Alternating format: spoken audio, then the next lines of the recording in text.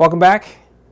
Today we're covering the first part of section 8.3, and we're talking about piecewise defined functions. So in the previous section, we discussed nonlinear and linear functions.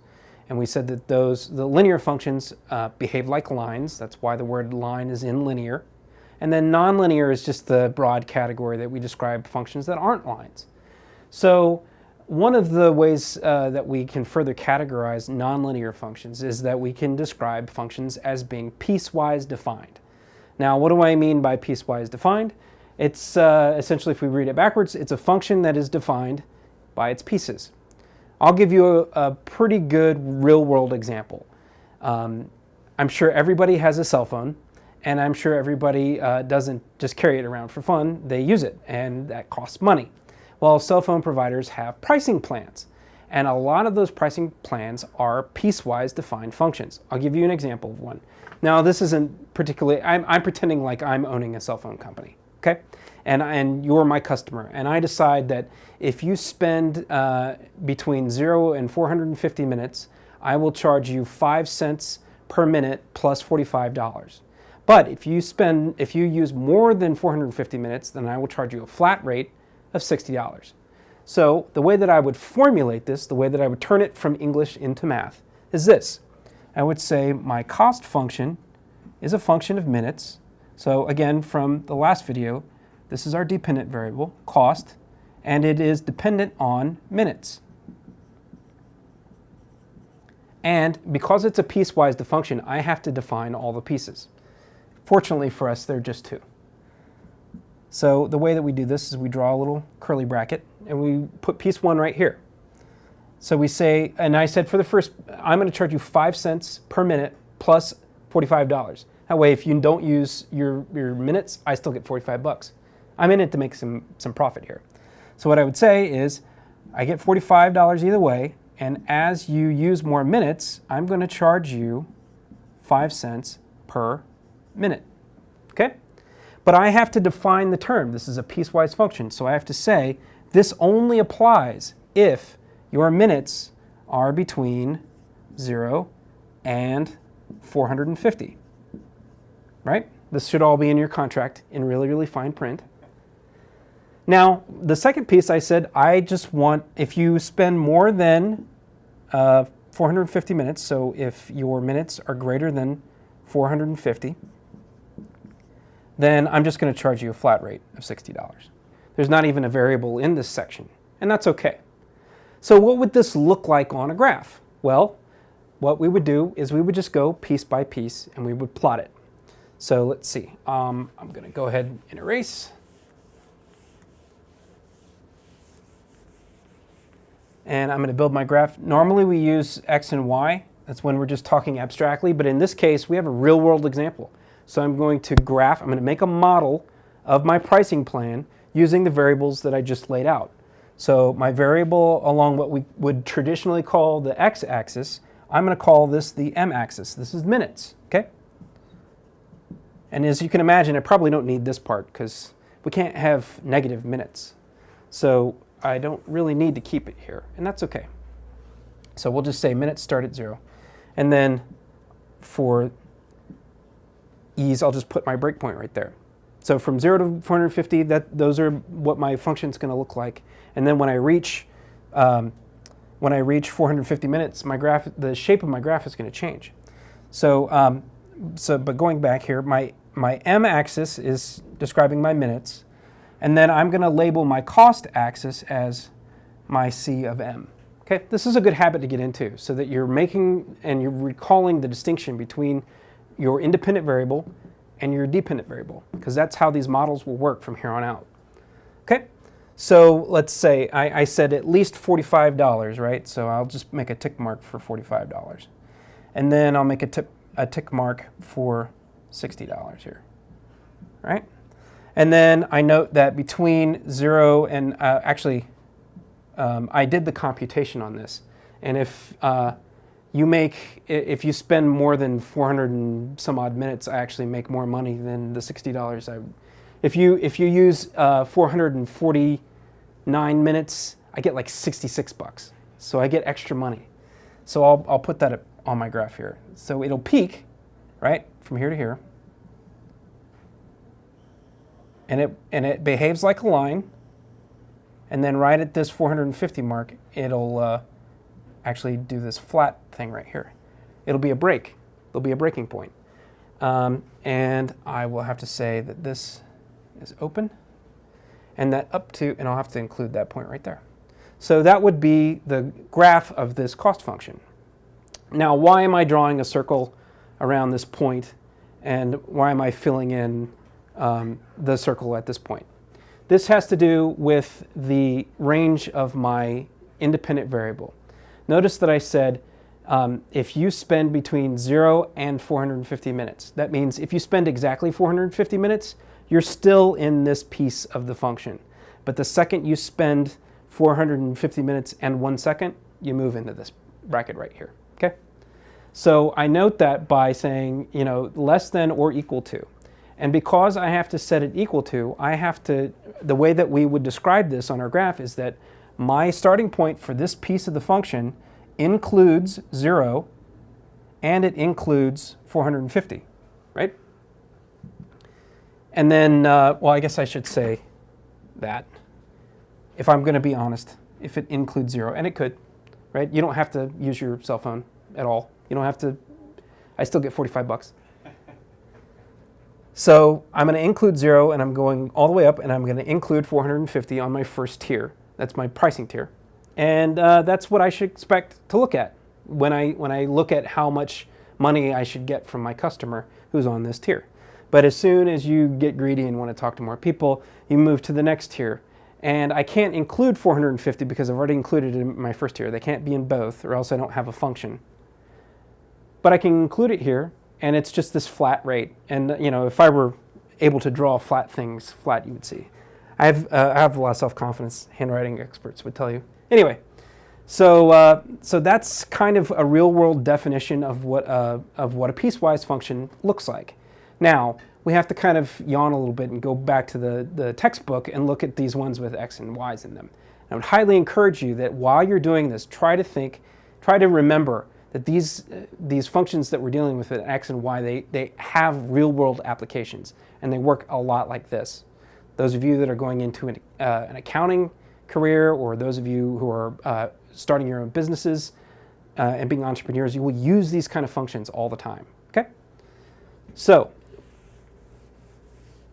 I talked about graphing a real-world piecewise defined function. Let's take one more example of a more abstract piecewise defined function. So I'm just taking an example from the book. We have a piecewise defined function that we're calling a function of x, and it has two pieces. A piece when x is less than or equal to 0, and it behaves like this. When x is less than or equal to 0. And it behaves like this when x is greater than 0. Okay? So, my question to you, which I will answer shortly, is how would you graph this using an xy coordinate system?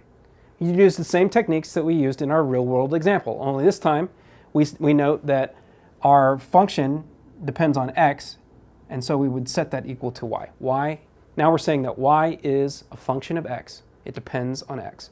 So if we make a change in x, greater than 0, otherwise we have a break in our function, which is okay. But in this case, we're not going to make a break. So, build our graph. This time we can include negative values for x and negative values for y. In my other example, we didn't have to. But here, I always like to set my y-axis equal to my function. That reminds me that it's dependent on x. Okay? And then I'll see, what I'm going to do is I'm going to build a table of values. So I have values, kind of like what we did in the last video, where we had the changes that we wanted to make to an x, and then what would happen if we plug those values in. Okay? So because I have this condition here, I want to pick some values that are less than 0. So I'll use -1 and -2.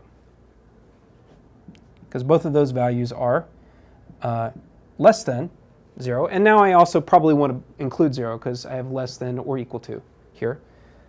So I'll use that.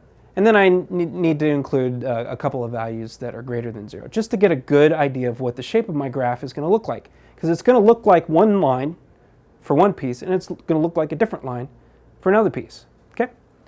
So let's see. I said I was going to plug in a couple of values that were greater than 0, and there they are. Just like with the nonlinear function, or just like with the linear and nonlinear functions that we covered in the last section, we're just going to take these values for x and plug them into our function. The trick to remember is that our function has two pieces. So depending on which piece our x belongs to, we have to plug it into the correct piece. So for negative values, we have to use this condition. All right? So we'll take our function when x is negative 2, and we have to use this piece. So we say 5 times negative 2 plus 4. And when I do the calculation in my head, I get negative 10 plus 4 gets me a negative 6. So, and then I'll keep my ordered pairs over here because we'll use the same strategy that we used in the last video, where we will use our table values, we'll turn our table values into ordered pairs, we'll plot our ordered pairs, and then fill in our shape. So negative 2, and then we got negative 6 here. And when I use negative 1 as my independent value, my function yields negative 5 plus 4 gets me a negative 1.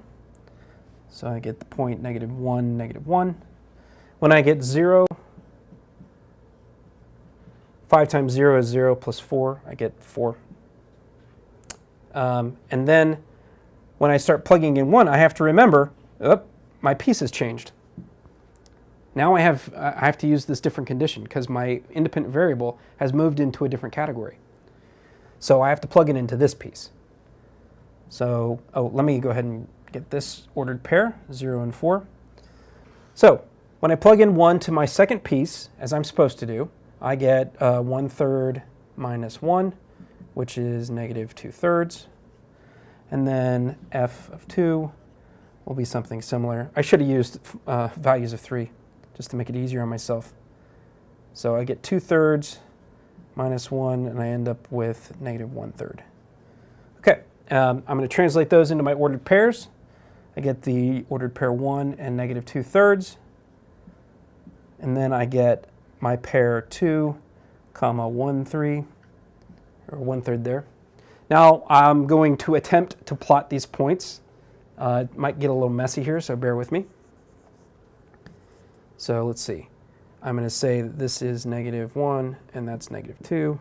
I know I have to come down here to negative 6, so I'll say that's negative 1, 4, 5, 6. I feel like Bob Ross. Happy points.